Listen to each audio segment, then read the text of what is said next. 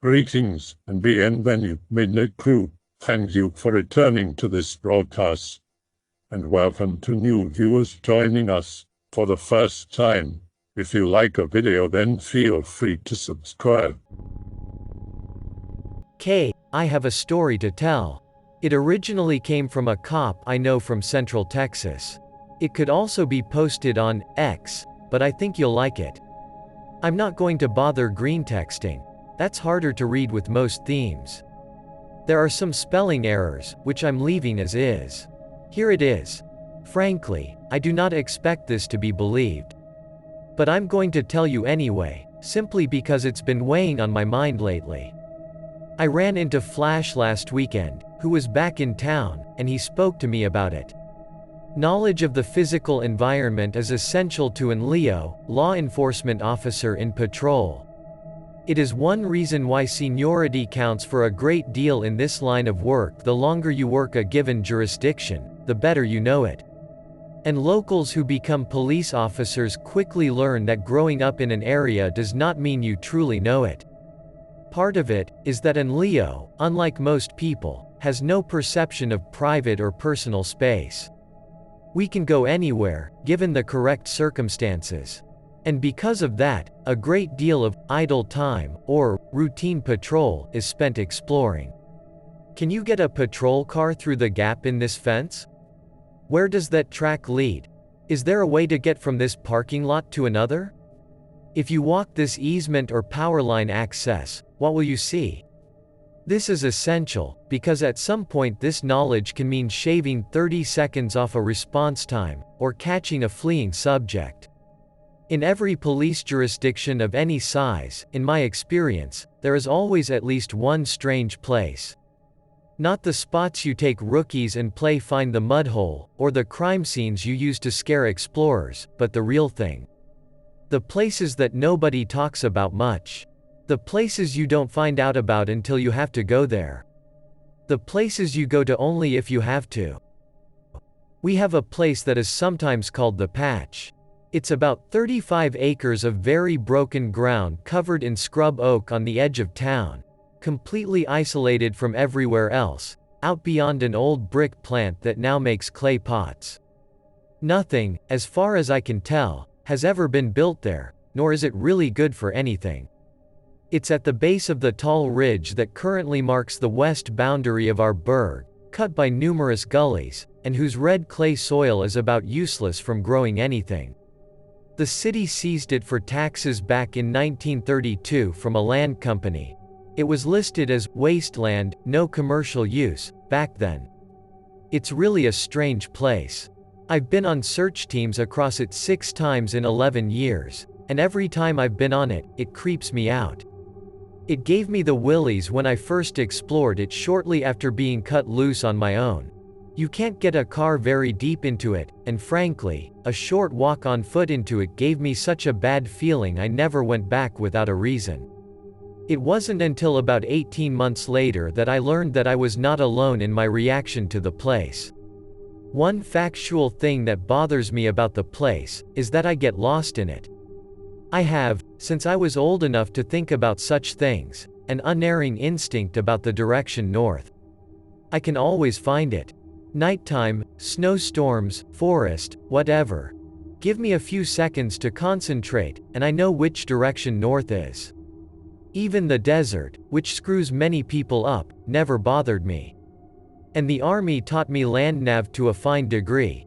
I've run compass courses with multiple doglegs and hit my target location every time, even on featureless terrain such as Fort Hood, where one bit of scrub is identical to every other bit.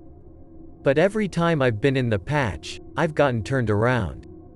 In broad daylight, with a ridgeline a quarter mile away that is only a couple degrees off a true north-south axis. After the first search, I started taking a compass with me. Near the center of the Patch is a structure we call the Playhouse. It's a building made out of sheets of old galvanized tin nailed to thick posts and 4x4s, with a dirt floor. We call it the Playhouse because there is absolutely no rationale for its positioning or design. Firstly, you can't get a vehicle larger than an ATV or dirt bike to it due to washouts and gullies. Maybe a jacked up 4x4 if it was dry and you really did not care about your paint job. Secondly, because the place is big, about 3,000 square feet, as near as we can tell, but has no purpose. There's no animal pens near it, nothing. Just a wood framework with tint nailed to it, no tar on the roof seams, no doors, but several doorway-sized openings, no windows at all. Inside it's split into at least a dozen rooms by either more tin sheets, or partitions made out of old packing crates from the railroad. Some of the rooms are completely isolated from the exterior walls. There is no logic or reason to how the rooms are laid out. Several have openings that are barely 3 feet high. It reminds you of how kids put together a fort or tree house. Except that this one has cut down telephone poles for roof support set several feet into the ground. Whatever else you can say about it, someone built it to last.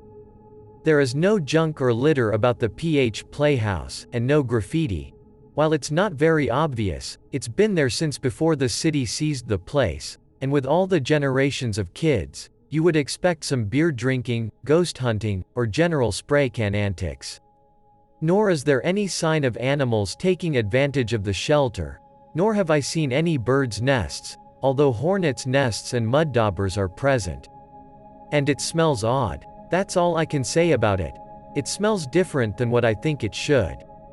This has been commented on by others, as well. No specific odor, just odd. And flashlights fail in it. Yes, flashlights fail everywhere, but flashlights seem to fail a lot more in it than anywhere else. $70 Streamlight Stingers that are city issue and have reliable rechargeable batteries go abruptly dead in there. And not in the usual fashion, the light going yellow for 20 minutes, getting dimmer and dimmer until they just fade away. Rather, going from hard white light to dead in a minute span. When you carry the same light every day for years, you know its battery in detail. Yet many of us have been caught by an unexpected dead battery in the playhouse. Sometime in the past, we were searching for a missing girl. It was likely that she had been carried off by a recent flood after a massive cloudburst, 10 in 10 hours. But foul play was also a possibility, for reasons best unrelated. A search was mounted. I was tasked with taking 2 officers and checking the area around the old brick plant and the patch. I had 2 veteran officers, both entry team members and well known to me, call them MD and Flash. They readily accepted my suggestion that we change into tactical gear in order to protect our uniforms from the brush. To be frank, I was less concerned with the brush than for having an excuse to bring my MP5 along. I wasn't alone in that, as unbidden, both Flash and MD got their shotguns out of the arms room. Flash had a 14 pump, and MD a Benelli semi-auto. We searched the patch first, and although all 3 of us were carefully keeping track of where we were in a place we had all been in before, we managed to get well and truly turned around twice in the space of 90 minutes. It took us a lot longer than it should have to search the area, because frankly, we weren't splitting up at all. Anywhere else, we would have been 20 to 30 feet apart walking on line. Here, we stuck together. We had been on other search teams which had gotten hopelessly jumbled and separated in the patch before. It was late afternoon when we went to the playhouse. The sky was completely overcast, the color of lead.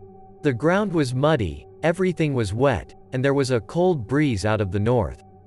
To say it was a miserable day was an understatement. We circled the playhouse, looking for footprints, and found nothing. However, drainage was such that it was possible that they could have been washed away, so a search was necessary. Inside, there were no gaps in the ceiling to speak of, and very few in the walls.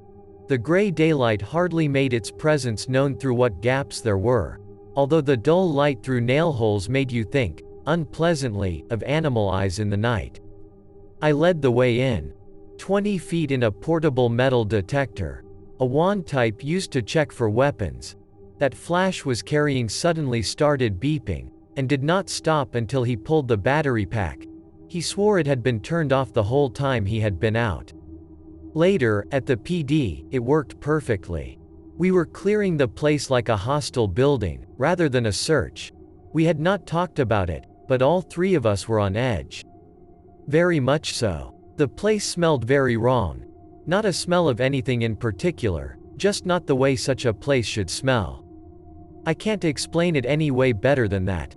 I was on one knee checking out a closet-sized room, when abruptly the light on my MP5 died, going from white and bright to dead in a couple seconds. Flash took point in MD center while I tagged along and switched batteries. I had a couple full charged spares on me, as well as 2 more flashlights and some Silooms, glow sticks. A minute or so later Flash's light died the same way, and he dropped to the rear to change out, while MD and I moved up a place. We stopped at that point, and we heard something.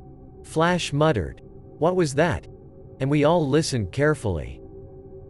It was coming from ahead and to our right. We did not speak at the time, of course, but later, we never agreed on what it sounded like. To me, it sounded like a sick cat whimpering.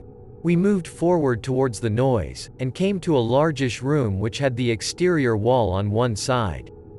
MD made entry, and at that exact moment his flashlight died. He immediately sidestepped and dropped to one knee. I moved in and passed him along the wall as Flash slid along the wall on the opposite side of the doorway. Flash was to the left of the doorway, MD was right, kneeling, and I was about 2 feet to MD's right. The room was about 20 by 11, with us at the narrow side. And something moved in the far right corner. Flash hit it with his light a second before I did. I remember MD yelling, and then both fired. To this day, I swear I saw a big dark dog, I mean large, 150 plus pounds, bull mastiff size, in Flash's light, moving fast. I fired, 3-round burst, and then kept firing as MD and Flash pounded away. Both went empty and yelled that they were withdrawing, team procedure, and I fired to cover them as I backed out last. After the first burst, I couldn't see much for the muzzle flash, so I just ripped up the corner with 3-round bursts. I fired off the full 30-round mag. In retrospect, I cannot explain why I fired 30 rounds at a dog. There was no valid reason to simply hose it down, nor for Flash and MD to blaze away like we had. Nerves is the only explanation I can offer. All I can say is that that encounter was quite simply the most stressful incident I have ever had, bar none. In the second room, we reloaded, and MD switched out batteries. Then we re-entered the long room. There was no dog, nobody, no blood, zip. None of us described what we saw the same way. Flash was extremely reluctant to describe what he saw at all. But there are a couple facts. All three saw a target in motion. Despite the fact that we all perceived it as being in motion, we all saw it in a corner, and never shifted our point of aim. Despite the fact that we all trained regularly on moving targets, MD and Flash were hunters. I shoot lots of moving varmints, I served in military actions, and both Flash and I had been in fatal police shootings. And we had 12 12-gauge 3 inches Magnum hulls and 30 expended 9mm brass. 30 bullets and 108,000 pellets were fired at a specific area, in this case an area consisting of a dirt floor and tin walls. All three of us were classified as expert shots. No matter how closely we, nor the 2 investigators who came out later, looked, we could find no hits on the floor, and only 23 projectile penetrations in the tin walls. Out of 138 projectiles fired, 000 pellets are 0.36 in diameter steel balls. 9mm bullets are roughly 0.38, 105 remain unaccounted for. The 23 holes we found were concentrated in the target corner. 9 to the left, 14 to the right of the corner, with the 2 groups 22 inches apart at the closest. as if something solid between the two groups had soaked up the missing rounds. The department wrote the incident off as an accidental discharge. The girl was eventually found elsewhere. Flash, MD, and I never really talked about the incident except indirectly. All three admitted having felt more stress than before or since. None of the three of us have been to the patch since. Both MD and Flash have moved on to other agencies for unrelated reasons. That's all there is to it. Another story from the same guy. I've heard it said that there are two sides to every story, and it is often true. This happened some time ago, but it came up again, and I would tell it from both sides. One night on mids, a patrolman checking the back doors of a medical supply building found the back door unlocked. It had been broken into in the past, which was why he was actually rattling the doors, so it was impossible to say if the damage to the frame was new or old. I arrived as backup, and we proceeded to clear the building. Clearing a dark building is an intense experience. There is no way to know if the burglars are still inside, or are armed. It is done with weapons drawn, with careful placement and movement. Even a routine clearing is a rush, a slow, steady waltz of tension and reaction, as opposed to the mad fast race and roar of a tactical team entry and clearance. We were working through the storage rooms, and in one, there were partitioned areas off the main room with doors, sort of like dressing room stalls. My partner, call him B, had opened his asp baton and was unlatching the doors one by one while I covered. Near the corner he unlatched the door and a large man in overalls with an uplifted axe lunged out. We both opened fire, and the intruder abruptly crashed back into the stall. Then a sudden flare of flaming gas from within the shadowy confines of the stall was matched with an explosion of sheetrock to my right. Shotgun! I yelled, and we both returned fire at the muzzle flash. Several more flashes came in response, multiple shooters.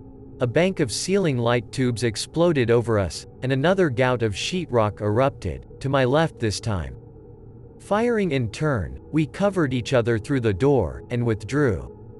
I watched the front, B took the back, and the next officer to arrive got on the roof. When we had enough bodies, us and a local agency, and had obtained additional equipment and authorization, we made the usual bullhorn statements, then fired in CS gas, tear gas, and moved in with more firepower and masks, advancing behind a lead man with a ballistic shield, flashbanging every room as we cleared. 2. Ralph, the sales representative for the company that supplied oxygen tanks and various bottled gases for the medical supply company, thought it would be a great practical joke to rig up an axe-wielding mannequin with ropes inside the stall where small bottles of nitrous oxide, laughing gas, oxygen, and the like were stored, in order to scare the supply company manager, a fellow Jason fan. The bill from the city for supplies expended came to $1,600. Up here, another story from the cop I know. A bit less creepy, but still. I don't expect anyone to believe this, but it's true. Some background. It gets too hot to play paintball in summer, so we play at night in a city park. The 10-acre park has only one entrance, which is shut and locked at 10 p.m. The park itself has only a pavilion, a few picnic tables, and just enough streetlights to let you see a bit without lighting the place up too much. Lots of real big trees, and no underbrush. Aside from ducks who live in the adjoining bayou, it is deserted. It is a bayou on two sides, undeveloped land on the other two, with lots of hiking trails. The recent flood put it under 4 feet of water.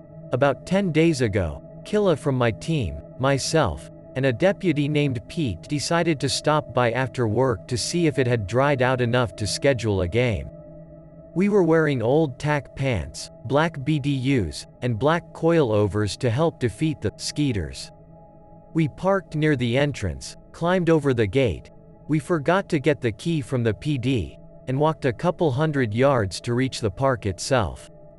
There are street lights scattered around the edge of the park, but it was still plenty dark. We discovered that the place was pretty muddy, and that the city was parking various pieces of heavy equipment in the park. Paintball hits on trees have raised no comments, but bulldozers are another matter. We decided to walk to the rear of the park to see if we could play on the back half. At night, even with a big team, you don't need as much room. We kept hearing strange noises, but didn't know what they were.